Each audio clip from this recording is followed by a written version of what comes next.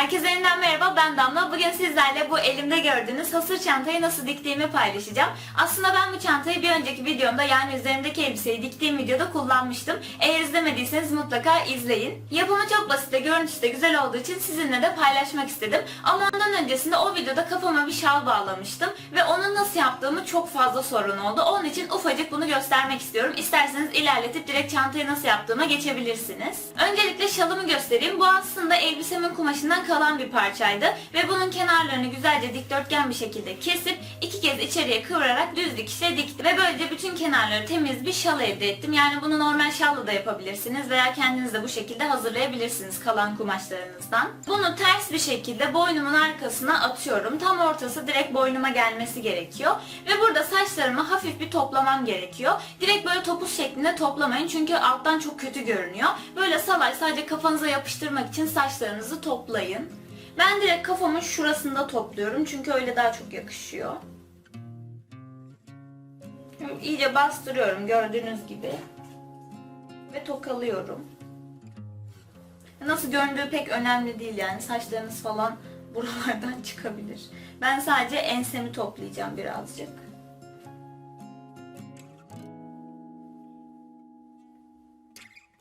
Çünkü benim ensemdeki saçlar birazcık kısa olduğu için şaldan çıkabiliyor.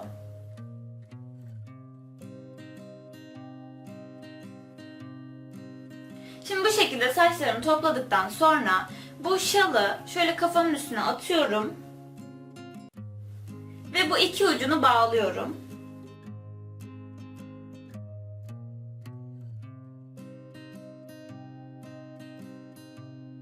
Şöyle düzelte kulaklarımı çıkarıyorum ve birazcık da saçlarımı çıkarıyorum.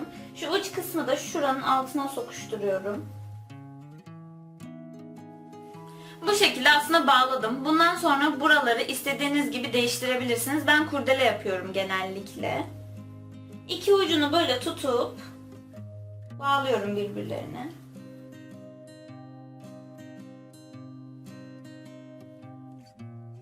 Az önce kurdele dedim ama fiyonktu orada.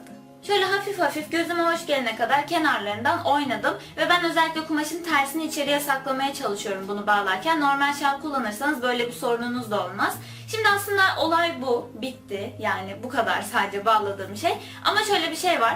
Benim yüzüm çok uzun olduğu için ve kafamın üstüne de bir kap çıktığım için yüzüm daha da uzun görünüyor. Ve yüzümün boyunu birazcık kesmem gerekiyor. Bunun için şöyle bir çözümüm var. Şöyle çıt çıtlı bir kahkül edindim. Beni zaten uzun süredir takip edenler bilir. Önceden ben kahkül kullanıyordum ve çok seviyorum kullanmayı. Ama kahkülü kestirdiğinizde uzaması çok problem oluyor. Çünkü ön taraflar çok kısa oluyor. Dümdüz bir şekilde kestirmek istiyorsunuz ama bunu başaramıyorsunuz. Ben uzun saçtan kısa saça dönünce direkt dümdüz kestirdim ve bunu bozmak istemiyorum. Onun için de şöyle bir istediğim zaman da takabileceğim bir kahkül var. Herkese tavsiye ediyorum. Gerçekten çok iyi bir olay.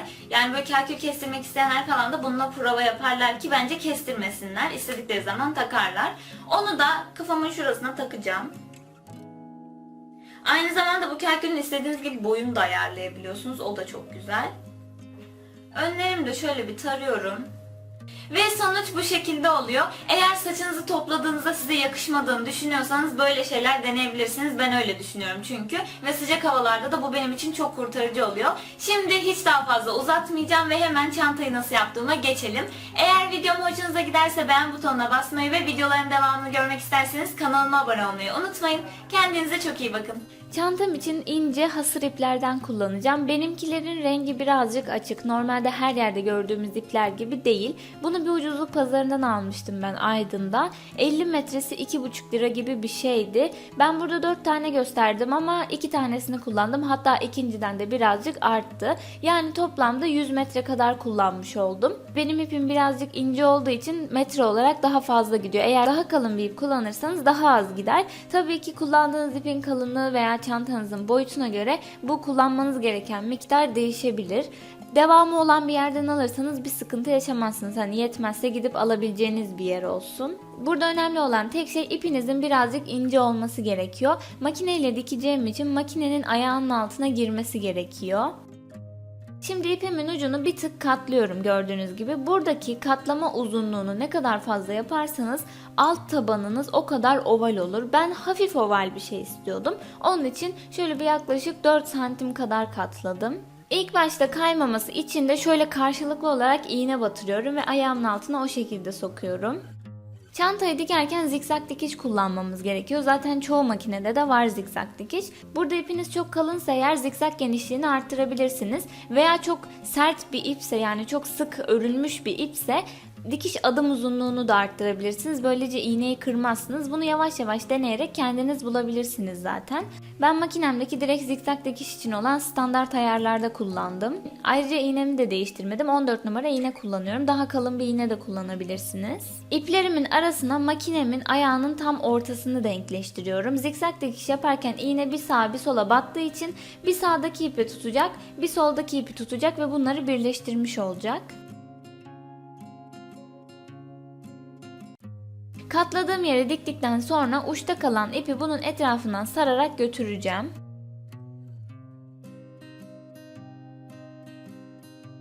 İlk başlarda birazcık zorluyor ama daha sonradan çok kolaylaşıyor gerçekten. Hem eliniz alışıyor hem de büyük bir şey tuttuğunuz için elinizden kaymıyor.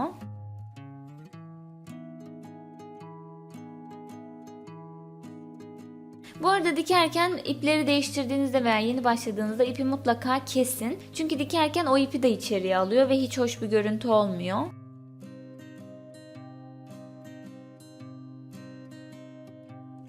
Daha sonrasında gördüğünüz gibi ipimi döndüre döndüre burayı dikiyorum. Sanki böyle bir kilim yapıyormuş gibi görünüyorum şu an.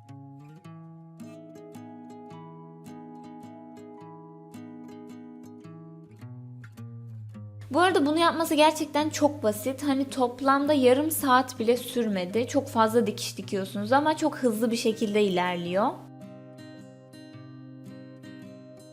Ovalimizi iyice büyüttükten sonra artık mütemadiyen dikmeye başlıyoruz.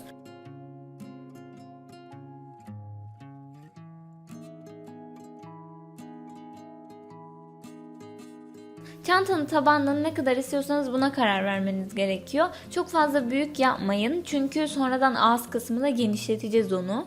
Ben arkadaki çöp olarak kullandığım yuvarlak şeyden yardım aldım.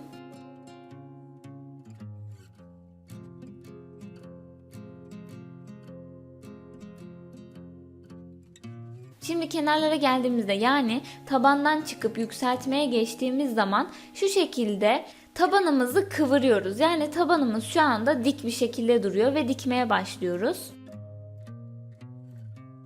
İlk başta sanki yukarıya doğru büyümüyormuş gibi gelebilir ama büyüyor, merak etmeyin, siz dikmeye devam edin. Önemli olan tek şey burada dik tutmak.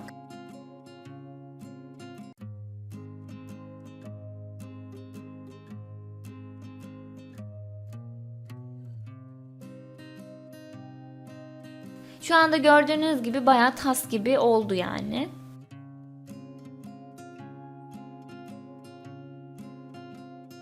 Bu arada dikerken çok fazla aralarda boşluk bırakmayın. Ben çok bırakmıştım. Sonradan dikerim düşüncesiyle ama o makineyi bir daha oraya tabii ki de sokamadım. Elimle dikmek zorunda kaldım. Eğer boşluk kalırsa geri dönün ve devam edin. Çantam istediğim yüksekliğe ulaşınca ipimi kesiyorum. Ve daha sonra bu ipimin ucunu içeriye doğru hafifçe kıvırarak üzerinden tekrardan makineyle geçiyorum.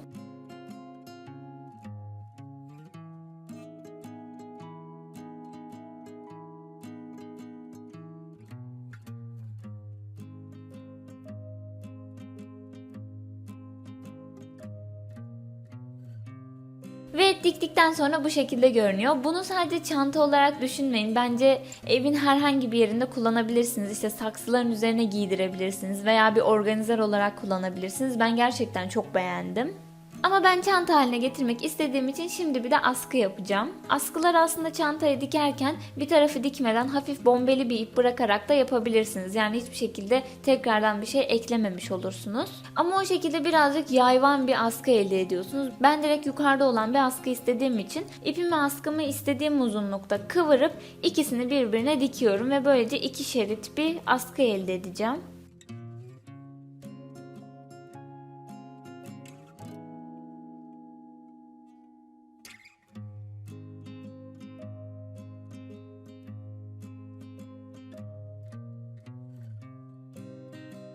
Askılarımı bu şekilde hazırladım. Şimdi sıra geldi çantamla birleştirmeye.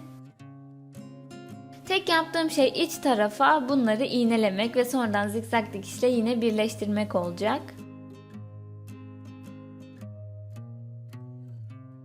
Burada birazcık kalın ip oluyor. İsterseniz elinizde de dikebilirsiniz ama makinede dikiyor, korkmayın.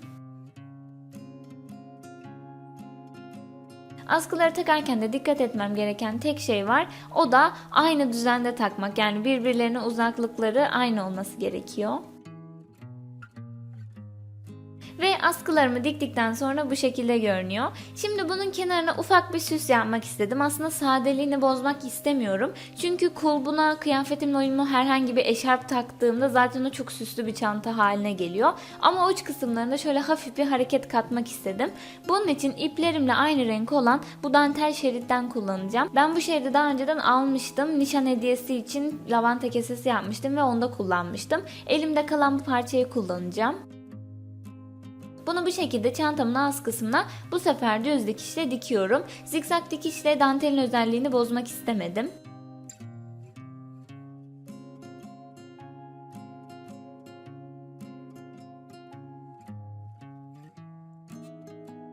Bu arada çantanın içerisine astar da yapabilirsiniz. Öyle çok daha iyi olur. Ama çantanın ağzı açık olduğu için ve astar dışarıdan görüneceği için ben o görüntüyü istemedim.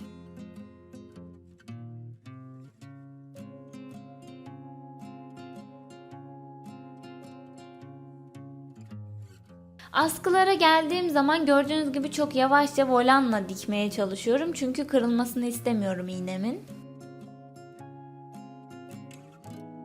Bitirmeye geldiğimde uç kısmını kesiyorum. Ve daha sonra ucunu katlayarak tekrardan üzerinden dikiyorum.